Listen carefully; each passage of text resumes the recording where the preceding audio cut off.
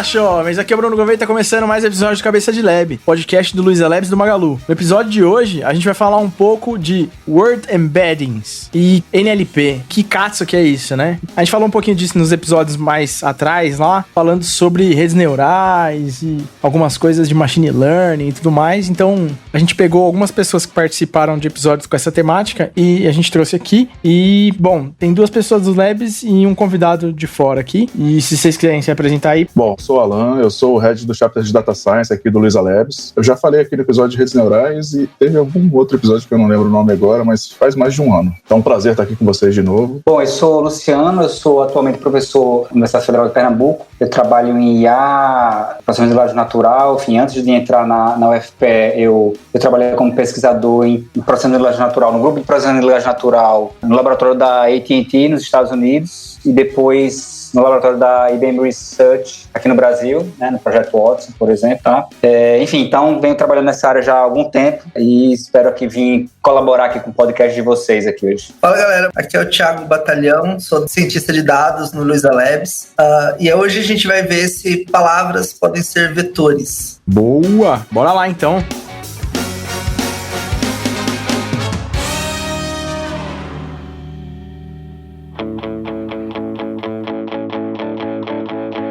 Já tocando nesse ponto aí, cara, o que é NLP? Por que a gente fala NLP e não fala PLN, não é? Eu prefiro falar em português sem a sigla, que eu sempre me enrolo. É processamento de linguagem natural mesmo. Até porque confunde com o que é neurolinguística. Não tem nada a ver. É bom a gente sempre já sambiguar. E o nome também é linguagem natural, né? Acho que veio também para diferenciar de linguagens de programação, né? Porque veio muito nessa questão e porque linguagem natural é a língua que nós falamos, é o português, o inglês, o francês. Então, precisou-se desse adjetivo natural, porque para evitar essa confusão com linguagens de programação, né, Python, Java, qualquer uma dessas, que, apesar do mesmo nome linguagem, são contextos bastante diferentes. Eu comecei a trabalhar nessa área quase que, sei lá, de paraquedas.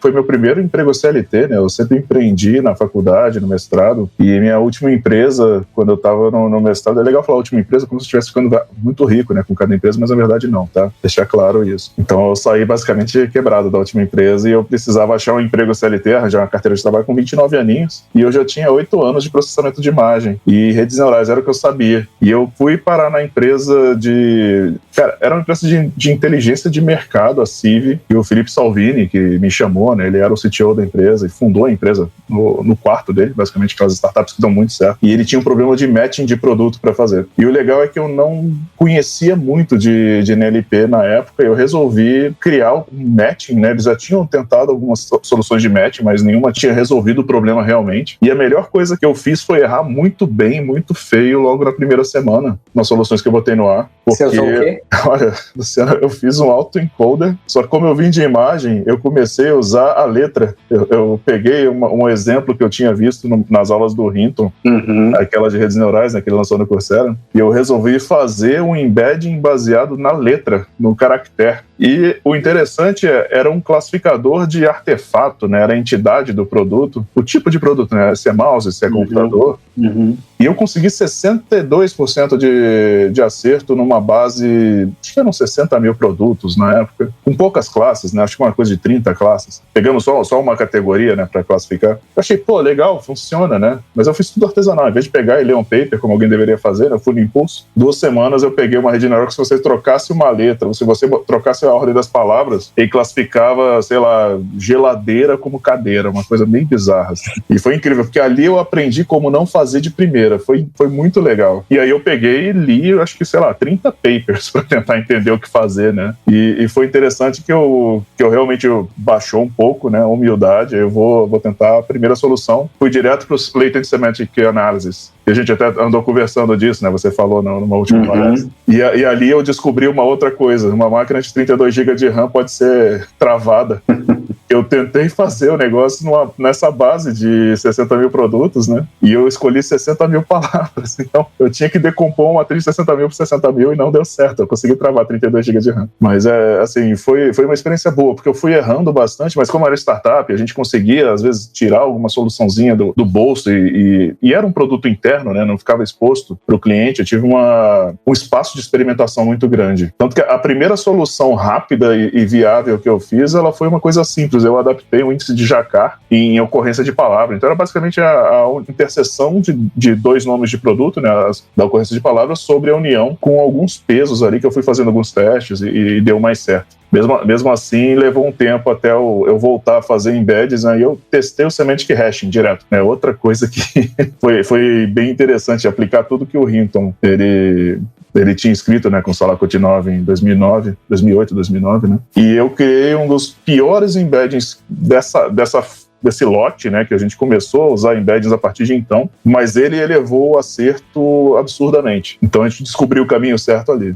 Eu queria dar um passo pra trás aqui. Por favor. Porque quem tá ouvindo aí talvez esteja falando, mano, que cacete é embeddings? Que esse cara tá falando de classe? Que é isso, cara? Veja, a forma tradicional, né, de a gente representar texto, né, é a partir de caracteres, né? A gente trabalha em computação, né? A gente, enfim, tá acostumado a mexer com string, caracteres, etc. Então essa é a forma tradicional de a gente trabalhar com texto, né? Então no exemplo aí que Alan deu, né, de fazer matching entre palavras, né? Então nesse caso aí, por exemplo, enfim, a gente está representando cada palavra pelos caracteres e tenta fazer o match, enfim, tenta ver se casa ou não, ou fazer um edit distance, por exemplo, né? Uma outra estratégia, né, uma estratégia mais sofisticada, vamos dizer assim, né, é tentar pegar essa palavra e, ao invés de você representar essa palavra pelos caracteres dela, você representar essa palavra por um vetor, certo? Que esse vetor, ele embute dentro dele informação contextual dessa palavra. Então, por exemplo, rei e rainha, certo? Rei e rainha, eventualmente, eles parecem contextos parecidos, né? Então, a representação de rei, né, o vetor que representa rei e o vetor que representa a rainha nesse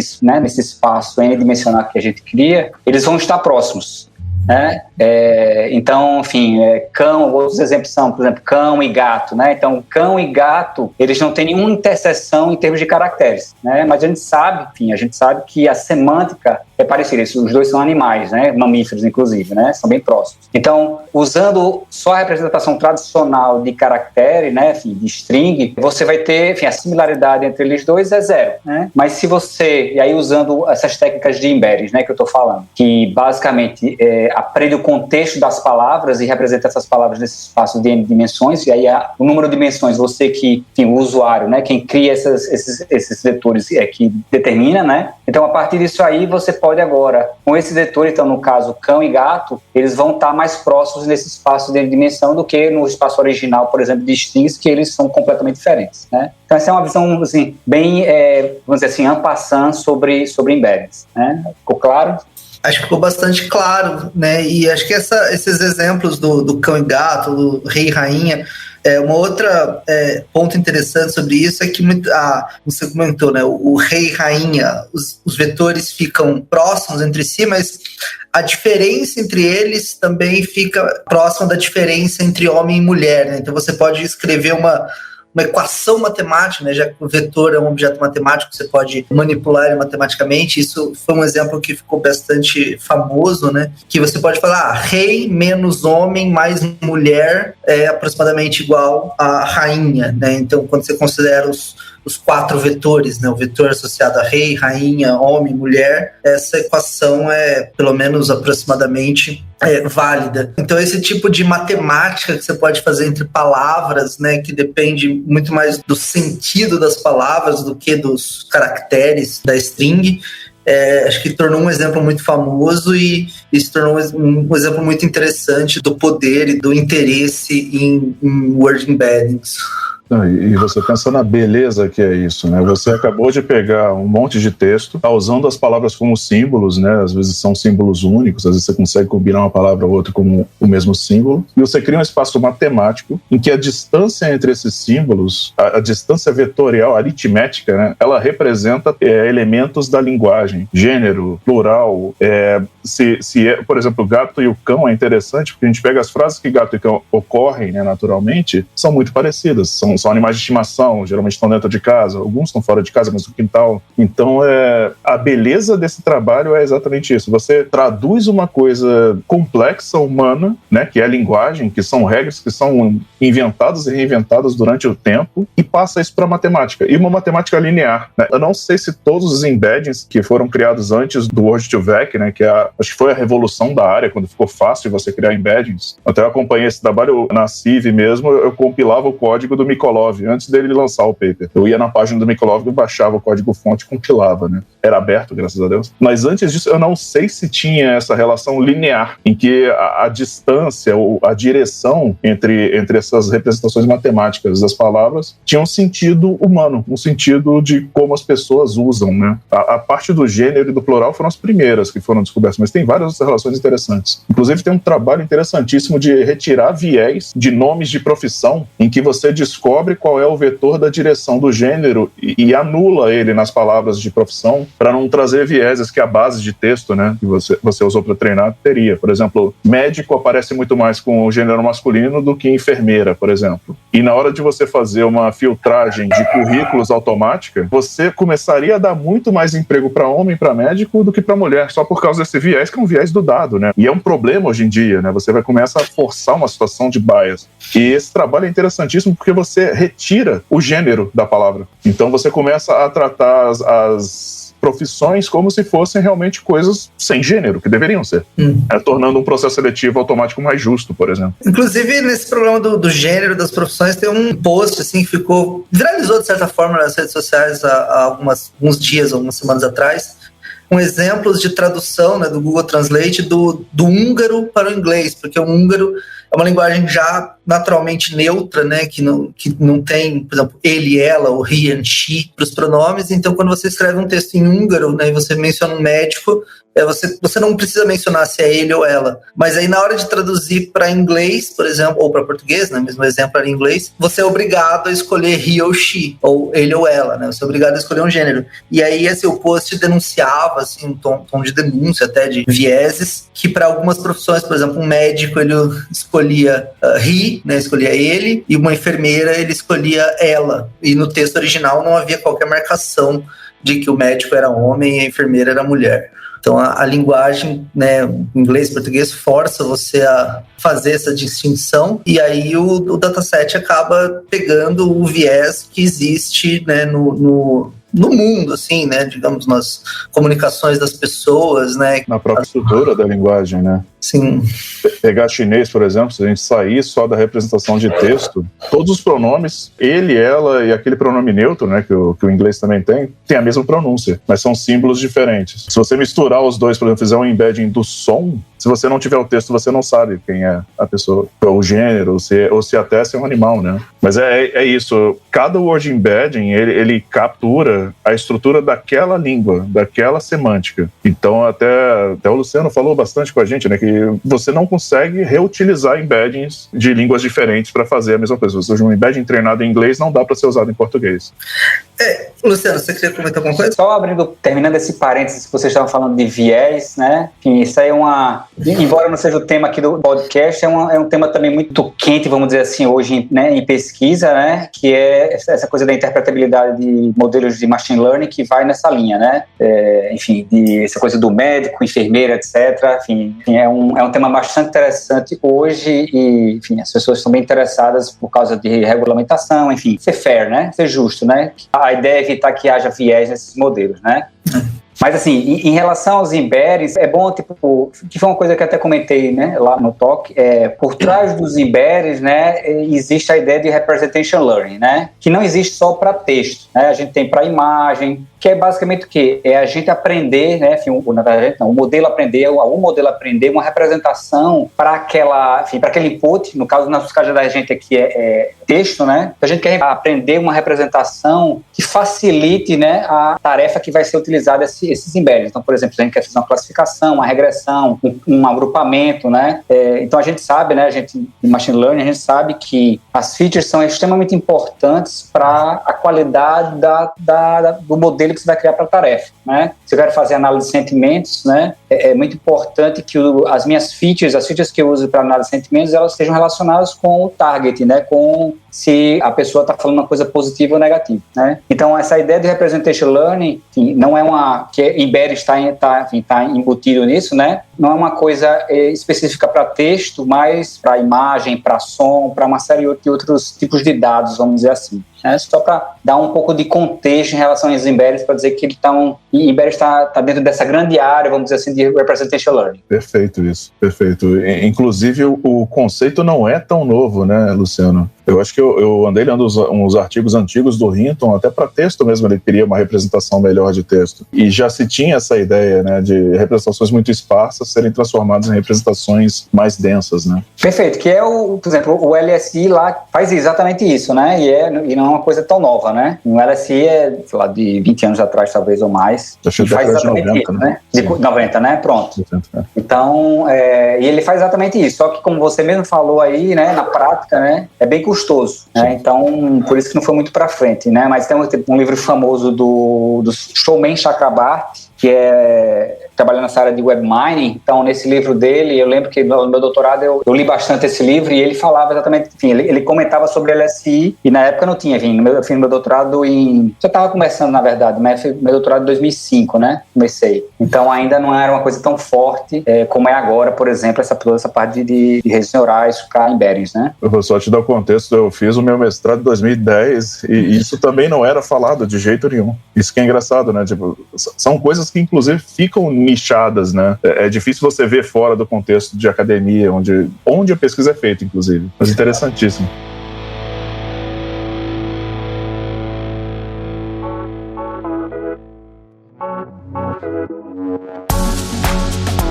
Onde isso é utilizado, né? Onde que pessoas comuns, né? Pessoas que não estão mergulhadas nesse universo conseguem ver isso na prática. E eu acho que assim, tem dois grandes exemplos nesse sentido que certamente o ouvinte aqui deve já ter utilizado, que é traduções automáticas, aí Google Translate, e também o teclado preditivo ali do celular, né, prevendo a próxima, né, palavra, né, tentando ajudar você a escrever as mensagens, né. Então, se vocês puderem comentar algo sobre como essas coisas funcionam um pouco mais por baixo dos panos.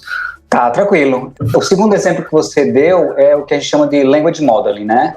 Enfim, na verdade, todos nós temos um modelo de linguagem na cabeça. Tipo, quando a gente entende muito isso quando a gente está aprendendo uma nova língua, né? Então, por exemplo, você está aprendendo inglês, eventualmente até mesmo português, né? Quando você ouve uma palavra e você... Não, essas palavras soam muito mal para mim. Enfim, a forma que foi construída a palavra não está de uma forma muito adequada, né? Então, de certa forma, a gente tem um modelo de linguagem para as línguas que a gente conhece, né? Até mesmo para a linguagem de programação, você pode pensar também, né? Mas vamos falar a gente tá falando de linguagem natural aqui, né? Então, quando a pessoa fala, sei lá, quando a gente ouve, por exemplo, um gringo, né? Falar português, né? Ou então a gente falando inglês pro gringo lá, por exemplo, né? Eventualmente, quando o gringo fala pra gente, a gente entendeu o que ele falou, mas a forma que ele falou é um pouco diferente do que a gente tá acostumado. Então, isso é o famoso modelo de linguagem. Então, enfim, de forma geral é isso. E aí, dentro do contexto aqui de NLP, né? A gente, enfim, utiliza esses embeddings como, vamos dizer assim, como inputs para modelos de linguagem, né, atualmente. Antigamente era mais probabilístico, né, eram modelos probabilísticos, enfim, puramente probabilísticos, na verdade. Hoje são probabilísticos também, mas antes eles eram puramente probabilísticos, baseados em bigramas, trigramas, etc. Agora são usados redes neurais, né, para poder, enfim, tentar prever qual é a próxima palavra, por exemplo, né. Então, quando você está digitando aí no seu celular ou quando você está digitando lá no Google uma busca, né, ele sugere aquelas palavras. Aquilo ali por exemplo, a palavra que tem a maior probabilidade de aparecer no corpus que ele tem, né, dado aquele contexto que você já escreveu, né? Então essa é a ideia de modelo de linguagem. E hoje, esses modelos de linguagem, enfim, de novo, o input deles tem sido Word Embeddings. O Word Embeddings é meio que hoje é o padrão para modelos de linguagem, tradução automática, como você comentou, predição de texto, enfim. Em geral, né, algumas exceções, mas em geral, esses modelos hoje de predição em cima de texto utiliza o Word Embeddings como input, né? Perfeito. E o interessante é isso, você consegue criar um modelo probabilístico da próxima palavra, né? Então você não está mais olhando a similaridade do texto, né? Você não está mais... Você pode usar, né? Se você estiver digitando ali na hora do Google, a distância de Levenstein, por exemplo, a palavra mais próxima, mas nada hoje em dia que funciona, pelo menos, não leva em consideração uma saída probabilística. Então, o espaço matemático que você cria, quando você traz essa modelagem, né? Geralmente com redes sequenciais, cara, é lindo isso. Eu não sei, eu me empolgo muito com o assunto, né? Porque eu comecei muito do zero nisso e foi um ambiente que eu precisei botar coisas no ar, né? Mas eu acho bem impressionante o fato de que você consegue adivinhar a próxima palavra a partir de um contexto que também é matemático, aprendido, né? A parte de tradução automática, inclusive, na época que eu estava estudando isso, 2013, 2014, ainda não tinha um modelo que era bom nisso, mas tinha umas ideias bem interessantes do tipo, eu tenho uma representação Word Embedding em inglês. Esse foi o exemplo que eu vi na época, né? E um Word Embedding de chinês. E o cara pegava algumas palavras que ele tinha tradução já num dicionário, né? Alguma coisa assim, e fazia um modelo linear de transformação. Pelo menos o primeiro que eu vi era linear, né? Eu acho que nem sempre é tão simples. Em que você encaixava as palavras e de repente você conseguia uma tradução muito boa para outras palavras, de chinês para inglês e vice-versa. Nesse ponto aí, quando eu trabalhei na TIT, eu trabalhei no grupo, enfim, eu falei que trabalhei no grupo de processo de linguagem natural, né? E uma das coisas que a gente fazia exatamente isso, era a tradução de texto. Então, esses modelos que você está falando aí, fazia exatamente isso, né? Tipo, ele começava com um dicionário bilíngue, vamos dizer assim, né? E a partir disso ele fazia alinhamento. Então, tem vários modelos da IBM que começou esse tipo de estratégia, né? Mas veja, a grande revolução, enfim, uma das razões de a gente poder usar hoje Deep Learning, por exemplo, para fazer tradução de texto, é o volume de dados que a gente consegue coletar, por exemplo, a partir da web, né? Que foi uma coisa que eu já trabalhei, de que a gente chama de corpus paralelo, né? Que você tem, por exemplo, no site da ONU, né? Você vai ter a página em português e uma tradução dessa página em inglês, né? Então, esses modelos hoje de tradução, o Google Translator é um exemplo aí que vocês falaram, né? Eles vão pegar esse volume gigantesco de dados paralelos, né? Enfim, eles coletam esses dados, né? Alinham esses dados e constroem esses dicionários bilíngues, vamos dizer assim, que antigamente, veja, há algum tempo atrás, né? Isso era feito manualmente, certo? Eram as pessoas tradutores, né? Pagos, que eles iam lá e construíam esses dicionários, né? Então, com a internet, né? E com o advento desses dados, desses corpos que a gente chama de corpo paralelo, né? É que a gente foi capaz de construir esses modelos automáticos, vamos dizer assim, e aí, eventualmente, enfim, aí depois entrou a parte de Deep Learning, né? Mas essa parte de aprendizado para tradução de texto se deu muito pelo fato de haver essa grande quantidade de corpos paralelos na web, né? Que fez com que a gente pudesse automatizar todo esse processo e construir esses modelos, né? Que é um tema em geral, né?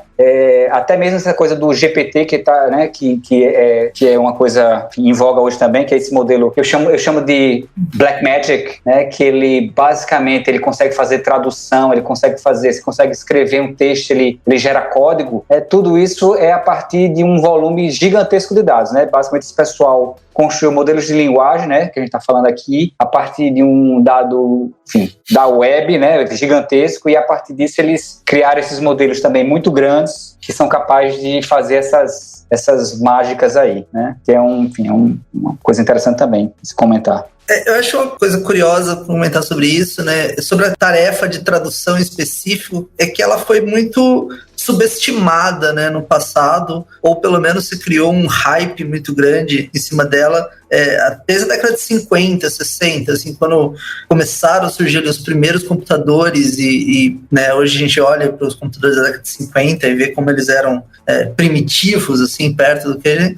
Mas já naquela época já se falava que tradução automática seria algo, sei lá, 5 a 10 anos no futuro, algo assim, para breve, pelo menos em contextos assim, específicos, como, por exemplo, russo para inglês, né, que havia uma importância militar, né, da Guerra Fria, e isso foi uma das promessas que não foram cumpridas, né, acho que até hoje a gente, né, como o Alan diz, 2013 ainda era muito primitivo, ou mesmo hoje a gente vê que um texto traduzido no Google Translate, muitas vezes ele ainda não parece tão fluido para quem é fluente na língua.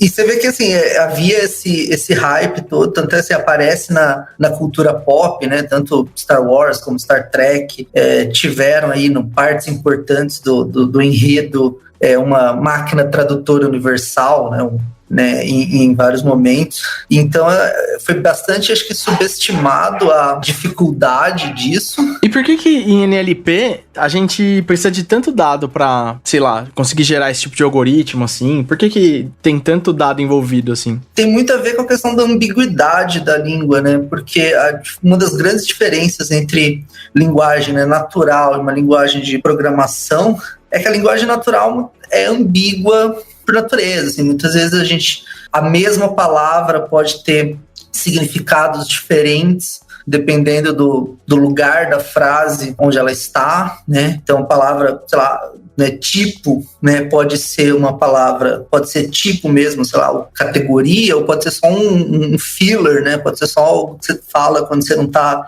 sabendo, quando você quer comprar tempo para pensar alguma coisa.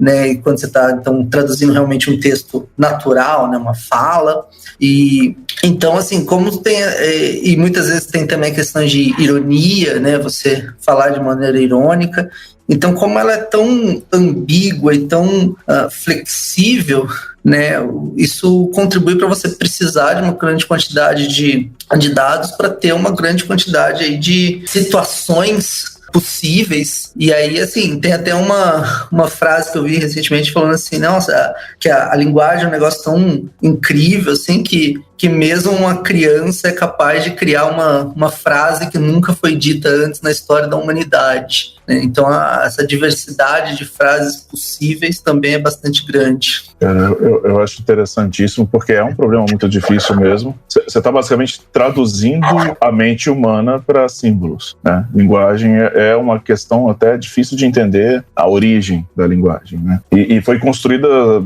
sociologicamente também, né? As grandes civilizações conseguiram dominar, então a gente tem pouquíssimas linguagens perto do que a gente poderia ter hoje em dia, tá? Mas pensa em modelar isso matematicamente. Agora, a ambiguidade é uma dificuldade terrível, realmente, vários sentidos é uma dificuldade terrível, mas vamos pensar mais básico. Esparsidade. Você tem noção de quantas palavras você conhece? Ou melhor ainda, quantas palavras existem na língua portuguesa? E aí a gente vai tentar expandir um pouco o conceito.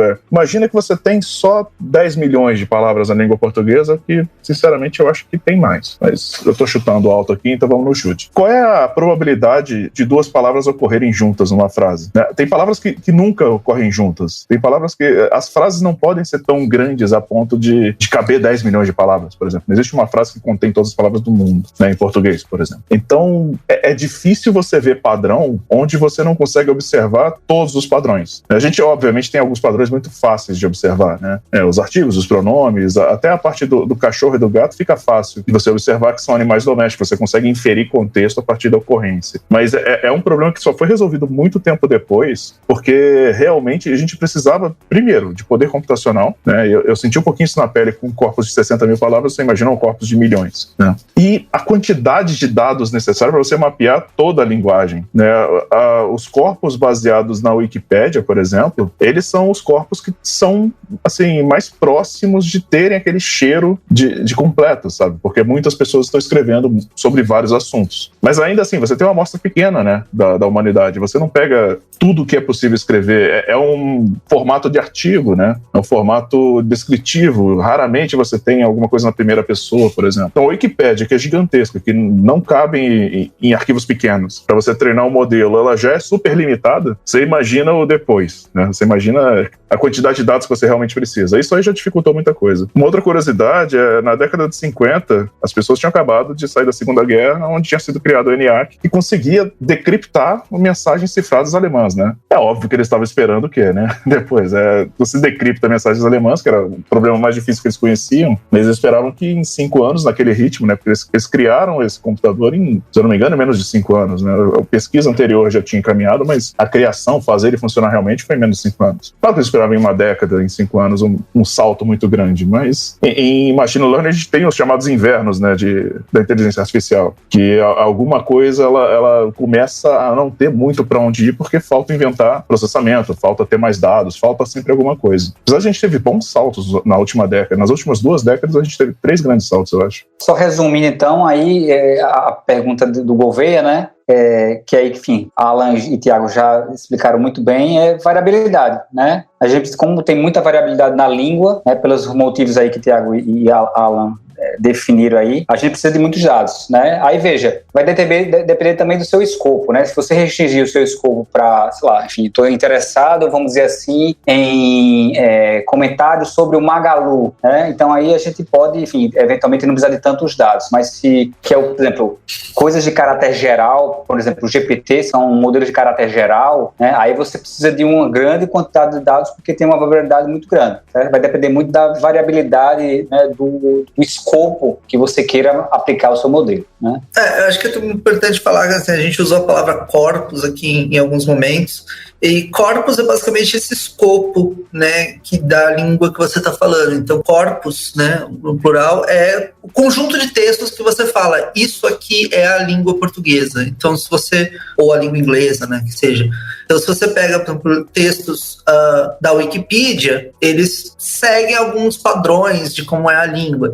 Se você pega textos de review de produtos feitos no site do Magalu, é um padrão um pouco diferente. Se você pega textos acadêmicos, artigos científicos, já vai ser um padrão de linguagem já bem mais diferente. Então, os seus modelos de machine learning, na hora de entender o texto, eles podem resultar em maneiras muito diferentes se você usa um corpus aí vindo da Wikipedia, ou um corpus vindo de textos acadêmicos, ou vindo de chats, onde as pessoas, né, assim, se preocupam muito menos com regras gramaticais ou até ortográficas, né? Isso pode também trazer um tipo de texto, né, muito diferente.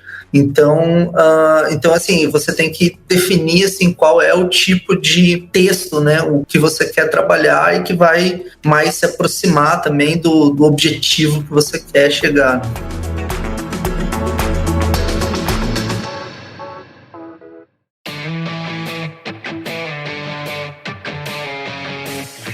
E a gente falou uma hora de tradução automática, né? Assim, a tradução automática, ela hoje está se aproximando de uma coisa muito boa, principalmente tradução de algumas línguas que são mais padronizadas, né? Acho que eu vi uma tradução de inglês para alemão, as línguas são parecidas e ocorrendo em tempo real. Então, hoje a gente consegue, a técnica ela é pesada, né? Ela usa redes sequenciais, ela usa muitas camadas de neurônios, usa algumas técnicas internas para você conseguir reduzir o espaço de busca, né?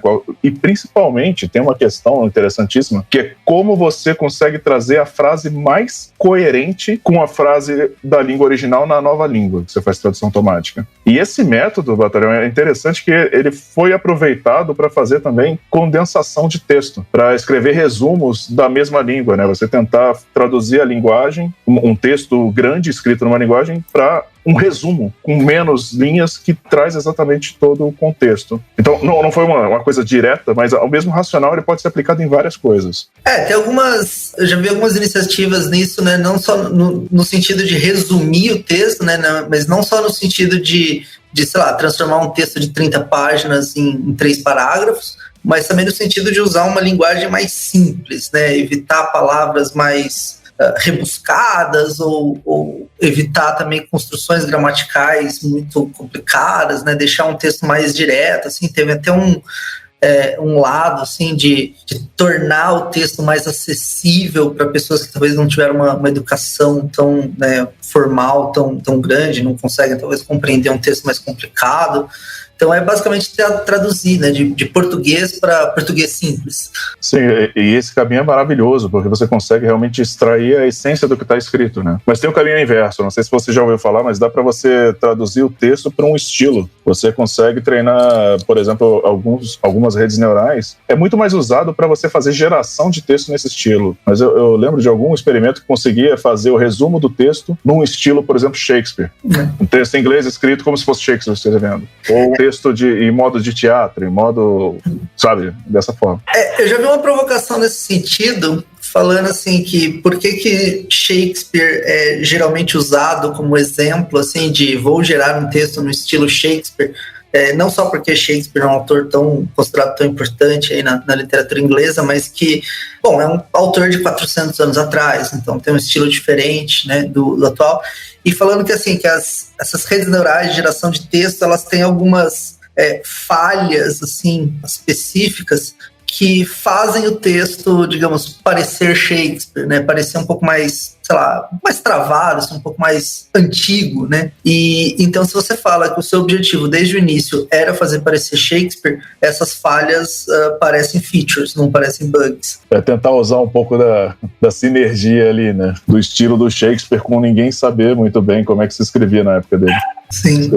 É ótimo isso. Dentro de tradução de texto também tem modelo de linguagem, certo? Assim, é só para pontuar que modelo de linguagem é uma coisa central para uma série de tarefas de processamento natural. Então, quando é feita uma tradução, né, são criadas, por exemplo, candidatos para aquela sentença, né, e aí vai vir um modelo de linguagem na língua target, que a gente chama, né, para dizer quão bem foi escrito, vamos dizer assim, o texto, né, naquela linguagem target.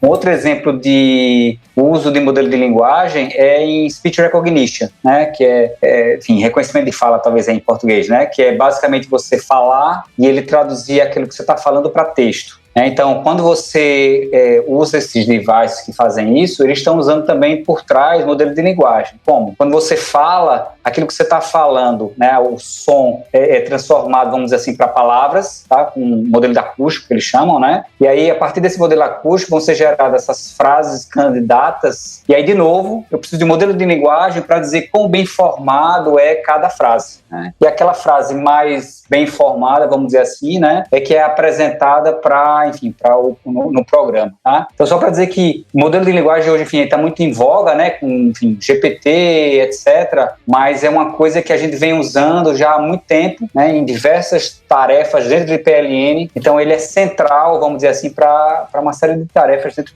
da área de processamento natural. Tradução, reconhecimento de fala, etc. E essa parte de speech recognition, né, acho que mostra também a importância de escolher o corpus, né, porque aí bom, os linguistas aí talvez vão falar aí que, por exemplo, o português falado, a língua falada e a língua escrita tem diferenças muito grandes entre elas, né, mesmo em português. Então, tipo, na fala, assim, a gente fala tipo assim, então, sei lá, né, fala essas palavras aí para ganhar tempo, ou às vezes a gente começa uma frase e aí no meio do caminho a gente muda de ideia e aí fica uma frase quebrada com a gramática meio errada. Perfeito. Todas as coisas que, assim, quando a gente tem um texto com tempo para escrever, a gente acaba consertando antes de publicar o texto, né? Perfeito. Só para dar um exemplo concreto que você está falando, quando eu estava na TIT, a gente trabalhou também com, enfim, quando você deixa recado no celular, né, deixa na caixa postal, a gente fazia isso, né, pegava a informação a voz, né, a fala que o usuário colocou na caixa postal. Não sei se você sabe, mas a TIT é uma das maiores empresas de telefonia dos Estados Unidos, né? Então a gente fazia, né, pegar essa voz e a fala que o usuário deixou lá como recado e mandar um SMS para quem recebeu a mensagem com o texto, né, para que, enfim, eu particularmente não gosto de olhar secretária eletrônica, então já viesse no SMS para mim seria ótimo. E a gente fazia exatamente isso que você falou, tipo, na verdade no T0, vamos dizer assim, como a gente não tinha informação, o que a gente fez foi coletar informação de tweets, né, que tem a forma de linguagem muito parecida, vamos dizer assim, na forma de fala, né, do que, por exemplo, pegar textos da web em geral, né. Então, o modelo de linguagem que a gente criou para modelar, vamos dizer assim, essa fala do usuário deixando a mensagem, a gente usou essa do tweet, né, dos tweets, que parece que é muito mais próximo do que as páginas na web, enfim, texto em geral na web, né? Só para reforçar isso que você falou, Tiago. Certo, né? Isso é, né, bastante importante, né? Porque acho que também volta a falar por que precisa de tanto dado, né? Porque todas essas maneiras de expressar a linguagem são muito diferentes umas das outras, mas no fim é tudo... Sim, tudo é a mesma linguagem, mas na verdade tem várias linguagens dentro dela.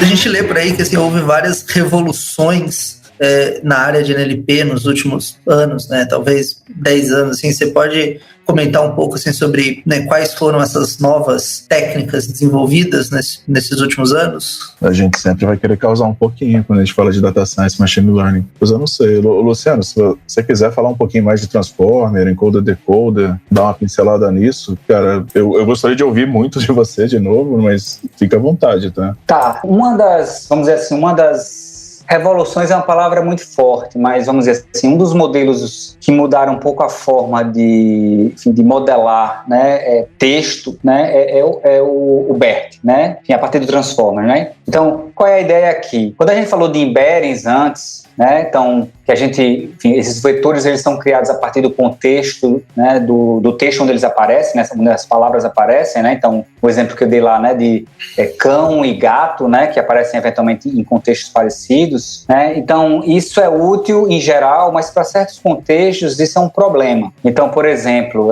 o exemplo clássico que eu dou, enfim, na verdade tem um exemplo em inglês, mas eu vou falar em inglês, exemplo em português, fica mais fácil de explicar, que é o exemplo de amar e odiar, né, então amar e odiar, amor e ódio, né, vamos dizer assim, são palavras que eventualmente podem aparecer em contextos parecidos. Imagina que você está olhando reviews de produtos. Então, em reviews de produtos, eventualmente a palavra amar e a palavra odiar podem aparecer em contextos parecidos, certo? Beleza, então se eles aparecem em contextos parecidos, né, a partir da hipótese que a gente, né, colocou antes dos embeddings, né, então eles vão ter representações parecidas, porque eles aparecem em contextos parecidos. Só que para certas tarefas, como por exemplo, análise de sentimento aqui, que a gente, né, por exemplo, em reviews, né, a gente quer saber se a pessoa falou uma coisa boa ou ruim, né, sobre o Magalu, por exemplo, né, no review. Então, para essa tarefa em particular, a gente quer que esses vetores eles estejam distantes e não próximos, né? Por quê? Porque quando a pessoa falar amar, né, eventualmente ela está falando uma coisa positiva sobre aquele produto, né? E quando ela falar odiar, ela está falando uma coisa negativa. Então, são coisas opostas. Então, a gente quer que a representação dessas palavras, né, embora originalmente elas aparecem em contextos parecidos, mas para a tarefa final que a gente quer, que é, por exemplo, análise de sentimentos, a gente quer que essas representações sejam distantes, né? E aí entra aí, eu dei todo esse contexto para falar sobre os Transformers e o BERT, né? Então, o Transformers, o grande diferencial do Transformers é que ele, enfim, como outros modelos sequenciais, mas enfim, eu vou falar dos Transformers em particular, que é o mais atual, vamos dizer assim, né? É que ele vai olhar, ele vai levar em consideração o contexto da sentença, o contexto local, né? Os embeddings, eles olham o contexto global, né, dentro de um corpus, e os Transformers e o BERT, que usa os Transformers, né, eles vão olhar para o contexto local. Então, agora, eles vão levar em consideração, por exemplo, o fato de amar e odiar estão aparecendo para coisas opostas, né, e eles vão tentar aprender, né, basicamente o que acontece nesses modelos é dado como entrada, esses vetores, são dados como entrada esses vetores, né, dos embeddings, que são parâmetros da rede. Então, à medida que a tarefa é sendo executada, por exemplo, à medida que o modelo está treinando a análise de sentimentos, ele vai mudando os parâmetros dos embeddings, né? Ele vai reaprendendo, vamos dizer assim, e tunando os embeddings para aquele contexto em particular, né? Então, no caso do BERT, por exemplo, isso vai acontecer, né? Ele vai usar o Self-Attention, que é uma técnica para poder fazer isso. Então, basicamente, ele vai agora, uma vez que a gente, vamos dizer assim, tunar esse modelo, né, no BERT, por exemplo, a gente vai ter modelo treinado que ele é melhor, vamos dizer assim, do que usar ele é melhor que usar, por exemplo, os embeddings originais. Por quê? Porque ele agora foi treinado, né, ele foi tunado nessa tarefa em particular, né? Então, essa é uma grande vantagem, vamos dizer assim, desses modelos, que agora eles aprendem, eles realmente são tunados para aquela tarefa e eles vão se comportar melhores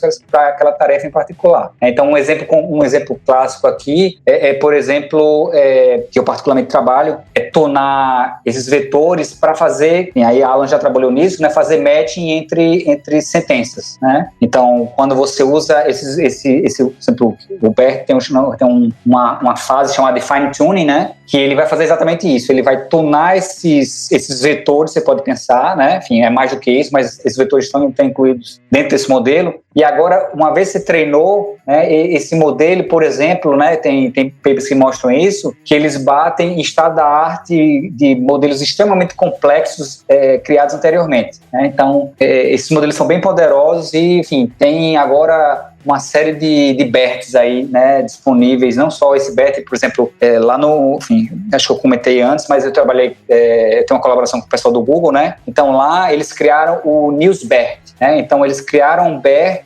baseado só em notícia, né, para poder performar melhor em tarefas relacionadas com notícias, né, e aí você pode fazer isso para qualquer tipo de dado, né, só para dar um exemplo concreto.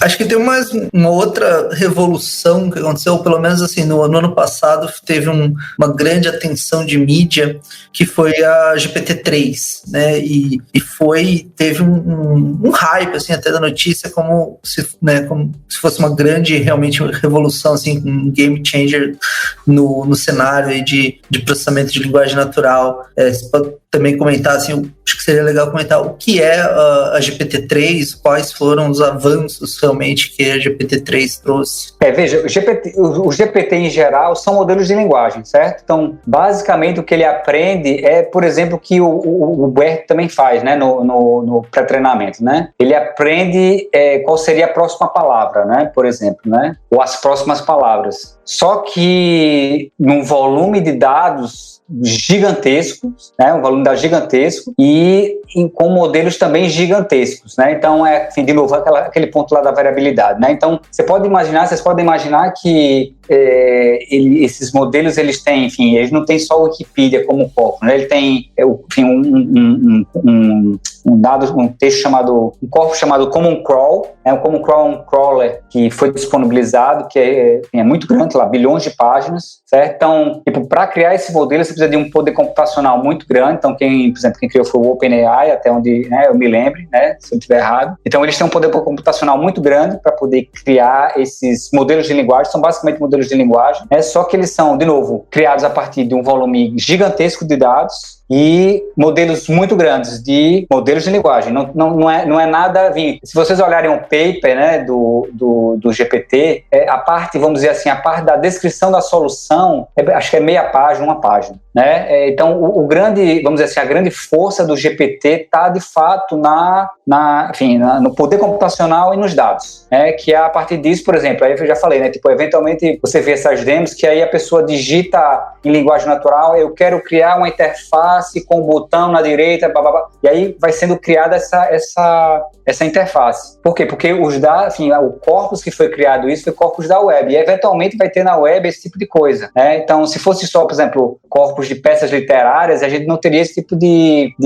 vamos dizer assim, de feature, né? Mas como foi criado o corpus da web, então vai ter na web o pessoal falando de HTML, de Python, enfim, de linguagens de programação em geral, né? E junto com linguagem natural. Então, essa combinação aí faz com que esses modelos de GPT, né, como modelos de modelos de linguagem, né, eles possam, vamos dizer assim, adivinhar, entre aspas, né, qual seria, uma vez que você digitou ali, qual seria o texto. Esse texto pode ser um HTML, pode ser uma outra coisa, a partir do que você escreveu, né? Então, o grande poder do GPT está no volume de dados e no poder computacional, no tamanho do modelo de linguagem. É um modelo de linguagem tradicional, vamos dizer assim, né? Então, a grande revolução estaria aí nos milhões de dólares de cloud que eles tenham usado aí para treinar o modelo, né? É isso aí. E por isso que não dá para treinar no seu computador. Não. Não. E tá na arquitetura também, né? Na parte de engenharia aí também, né? Mas veja, não tem nada revolucionador, né, na arquitetura em si. É algo que, tipo, eles não criaram nada de novo em termos de arquitetura, né? é mais, tipo, usar on steroids, como dizem os americanos, né? Foi força bruta, né? Força bruta, exatamente. Um volume grande de dados e um modelo gigantesco. Entendi. Eles falam quanto que eles gastaram? Não liberaram, mas fizeram alguns cálculos de bilhões de dólares. Não. Inclusive tem um estudo sobre a pegada de carbono dessa rede, que ela nunca vai ser paga pelo uso do que eles fizeram. Aí eu já não sei, hein? Se o Google usar nas paradas lá, e, cara, não sei. Aí eu acho difícil. Acho que sim. Acho que dá pra pagar, mas a questão é que foi muito caro, realmente. Eu acho que bilhões de dólares deve traduzir para, não sei, Luciano, me corrige, mas trilhões de parâmetros, eu não sei. Por aí. Né? 180 bilhões de parâmetros, alguma coisa assim, 100 e poucos bi, acho, de parâmetros. Se vão ficar nos bi, já tá bom, né? Tá bom no bi, né? Mas, cara, isso não cabe no HD saudavelmente, né? Mas assim, as notícias falaram muito assim sobre morte dos programadores, morte no sentido de desemprego, né? Desemprego em massa de programadores, desemprego em massa de jornalistas, né? Os textos iam se escrever automaticamente. Mas talvez fossem um pouco exageradas essas notícias. É só clickbait, cara. Não, pensar no seguinte, assim, a não ser que o programador ele seja um bom cópia-cola de Stack Overflow, por exemplo, é muito difícil que uma rede neural, mesmo que muito boa para emular linguagem, substitua. A criatividade humana ainda não tem como. O pessoal está trabalhando na singularidade aí, né, para trazer consciência para a máquina, mas ainda não. Então, se alguém falar isso, você pode falar, cara, por melhor que pareça, isso é um grande papagaio extremamente caro. Mas, cara, ia ser bem animal usar pra você multiplicar a sua produtividade, sabe? Isso ia ser bem legal. Tem que tunar do jeito que você programa. Não, mas beleza, mas tipo assim, se uma empresa falar, agora eu quero fazer uma startup que vai fazer o dev ou a dev desenvolver sem encostar no teclado, sabe? Aí você vai falando e ele vai fazendo, tipo o Minority Report, tá ligado? Os exemplos são bem impressionantes, tá? Mas daí a dizer que consegue fazer programas inteiros sem supervisão... Não, isso eu acho que não, mas eu acho que pra produtividade ia ser bem legal. Pode sugerir, né? Pode ser uma forma de sugestão de implementação, né? Sim. Uma ideia super inteligente, né? Você começa a escrever um merge sort, ele termina, por exemplo. Poderia ser. Eu ia falar, ou você abre um merge request todo cagado, ele fala, não, você tava tudo errado, eu já arrumei pra você aqui. Mas o modelo de linguagem dá para fazer exatamente isso, certo? O modelo de linguagem dá para ver quão bem construído está o seu programa, né? Você pode criar um modelo de linguagem exatamente para isso, certo? Perfeito. E eu acho que até esse é um exemplo interessante para falar assim, o que é assim, para entrar mais fundo, o que é um modelo de linguagem e a diferença entre modelos baseados em regras, né, e modelos baseados em redes neurais, assim, embeddings, tal, essa coisa mais abstrata. Porque assim, você falou, né, nessa coisa de autocompletar um código e tal, assim, a gente já tem ferramentas que fazem lint, né, que vê se o código está seguindo alguns bons padrões, indentações e tal, mas muitas vezes essas ferramentas se baseiam em regras, assim, pré-definidas, né, tem que ter 4 espaços aqui e tal, a indentação tem que ser assim, a ordem dos imports tem que ser assim, de acordo com uma regra fixa, e então, assim, é uma regra pré-definida que alguém teve que pensar, falar, um código bonito se parece desse jeito, e o que a gente está falando aqui sobre o modelo de linguagem seria algo muito diferente, seria algo como você pegar vários exemplos de código e falar, bom, esse aqui é bonito, esse aqui é feio, esse aqui, né, segue boas práticas, esse aqui não segue, e aí a rede neural, digamos assim, o modelo aprendeu o que é um código bonito e aprender também a pegar um código que era feio e transformar ele num código bonito, mantendo as mesmas funcionalidades. Eu vou te falar quando que o programador vai perder emprego, cara. Quando fizerem um modelo que ele souber olhar a estrutura do código, a hierarquia, a cadeia de chamadas e falar, você tá gerando um bug aqui. Porque daí o programador não vai mais conseguir gerar bug e não vai mais conseguir suprir o próprio trabalho, entendeu? O nome disso não é compilador? É que tá todo mundo falando linguagem interpretada ultimamente, né? O compilador faria isso em um certo nível. Os sonhadores diriam sim, mas... É isso que eu ia dizer. Tem 2 formas de você modelar a linguagem, né? Uma é com a gramática, né? Então, o compilador vai vai eventualmente modelar a partir de uma gramática, né? Para ver se está bem formado segundo a sintaxe da linguagem, né? E uma outra forma é usar o modelo de linguagem, que é uma abordagem, vamos dizer assim, probabilística, né? Você não tem regras, mas você aprende a partir de quão... Veja, se você usar um corpus de pessoas que escrevem mal, você tá, né? You're in trouble, certo? Então, idealmente, né? Enfim, para você usar um modelo de linguagem, você tem que assumir que o que está no seu corpus é algo de qualidade e você pode usar isso aí para olhar, por exemplo, quão bem formado, vamos dizer assim, uma sentença, né? Então, você pode usar gramática, como também você pode usar modelo de linguagem. Mas para o modelo de linguagem, você tem que ter uma certa confiança que o corpus que você está usando tem qualidade, né? Isso me parece uma coisa da realidade aqui, né? Chamada informações, fake news, você saber a fonte certa.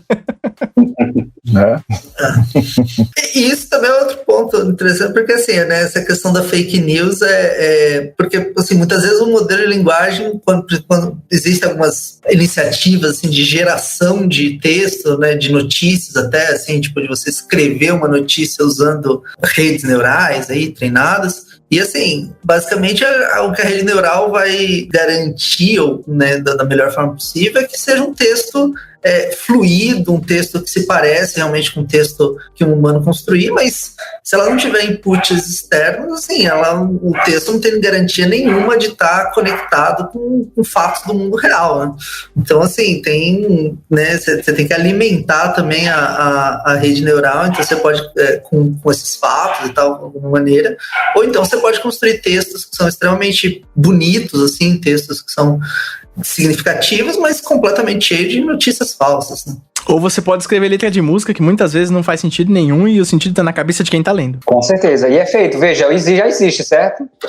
Modelos de linguagem para construir música. Já existe. Compor música. Já existe e eu vou te falar que eu uso, hein? Você usa, Tá vendo? Maravilha. Eu uso algumas coisas, cara, pra usar a semente de ideia, sabe? Tipo, gera alguma coisa pra mim pra eu pensar em cima, sabe? Eu acho bem produtivo pra isso. Bem produtivo, assim. Então a IA pra você é um seed humano. Putz, cara, quando eu tô muito preso em alguma coisa, sabe quando você tá num fluxo criativo e você não tá conseguindo andar? Eu uso isso pra me tirar desse poço.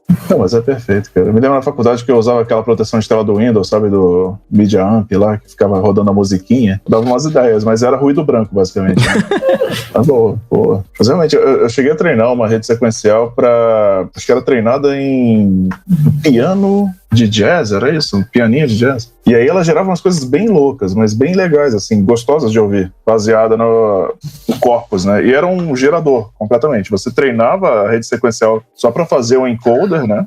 Então você ia absorvendo aquele conhecimento todo ali na LSTM, foi o modelo que eu usei. E depois você soltava o decoder sem nenhum input. Botava ele para gerar o próximo baseado no anterior. E ele conseguia fazer umas batidinhas bem legais. Ele usava a nota, né, como habilidade. O símbolo eram as notas, exatamente, né? Saía da linguagem que a gente conhece, né? Ia pra linguagem musical mesmo. E a nota, não o áudio em si. Eu já tentei isso, cara, e eu não acho que ele gera aleatoriedade suficiente pra mim, sabe? Eu preciso de um negócio real aleatório, que não faça sentido algum, sabe? Você precisa de um corpus maior e aí você tem que inserir mais ruído na sua entrada. Não, mas eu só quero, tipo, 6 notas, 7 notas. Eu não quero uma progressão inteira, eu quero fazer o trabalho duro, entendeu? Eu só quero uma ideia, tipo, 3 palavras, saca? E pra mostrar, assim, né, o que é, como treina, né, o modelo machine learning, uma pergunta, assim, pra construir esse sistema, o quanto de teoria musical você teve que saber, o quanto você teve que programar de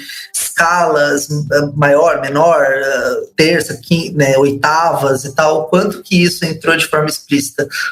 Eu não sou músico, eu usei um corpus pronto já. Então zero teoria você teve que aprender. Só falar assim, isso aqui parece gostoso de ouvir, isso aqui não parece gostoso de ouvir. Totalmente qualitativo, eu não tenho índice para te trazer. Talvez uma insatisfação, NPS. Assim. Você não mediu, Alan?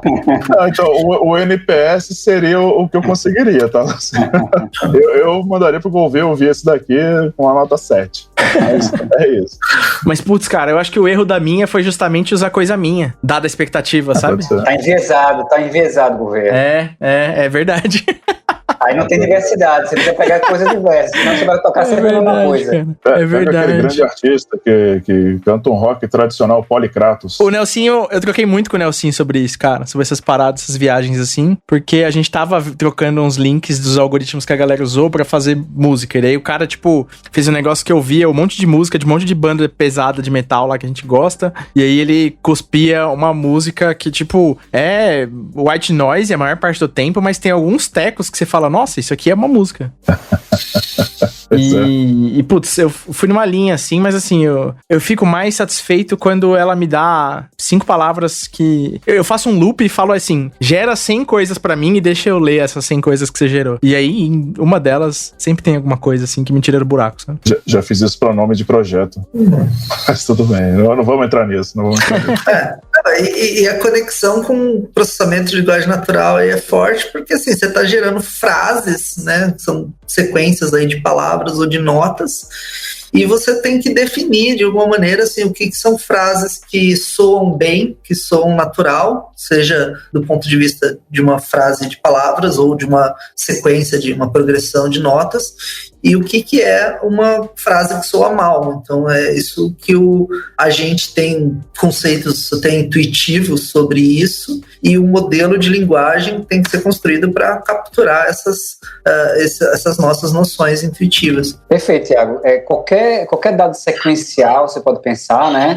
Por exemplo, só para dar um exemplo concreto, eu tenho um aluno trabalhando com trajetórias de ônibus, né? Deixa eu comentar, né? Então ele tá olhando anomalias nessas trajetórias, ele está vendo basicamente usando modelos de linguagem para ver quão bem formado é aquela trajetória. Se ela não for bem formada, significa que eventualmente tem algum tipo de anomalia ali, né? Então, esse conceito aí de modelo de linguagem, a gente está falando para texto, né? Mas pode ser usado, enfim, para música, para áudio, né? Enfim, a música, áudio, trajetórias de ônibus, no meu caso aqui, enfim, tem uma aplicabilidade bem grande, né?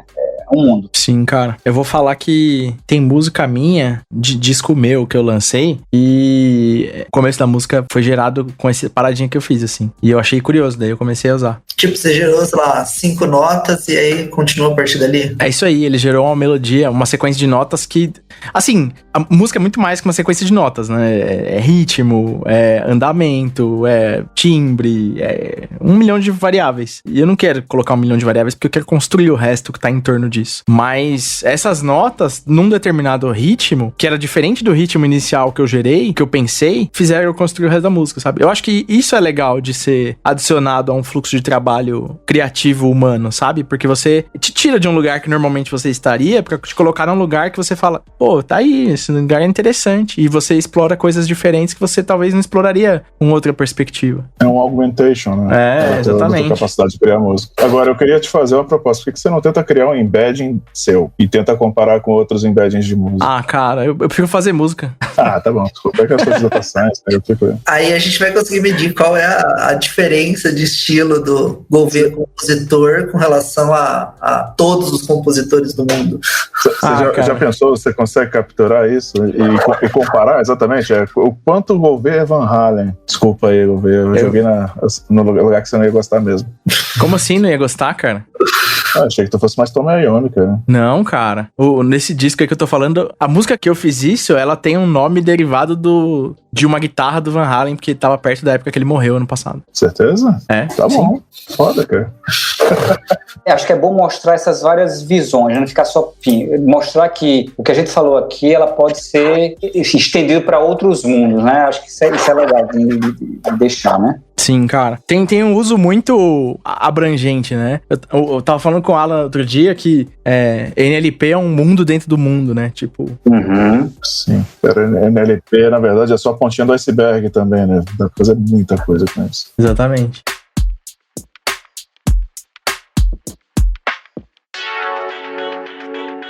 Bom, a gente tá no Twitter e no Instagram como @cabecadlab, eu tô no LinkedIn como BF Gouveia. Bom, eu tô no LinkedIn como Alan Diegues. Eu tô no LinkedIn como Luciano Barbosa. Eu tô no LinkedIn como Thiago Batalhão e também no Twitter como Thiago B Batalhão.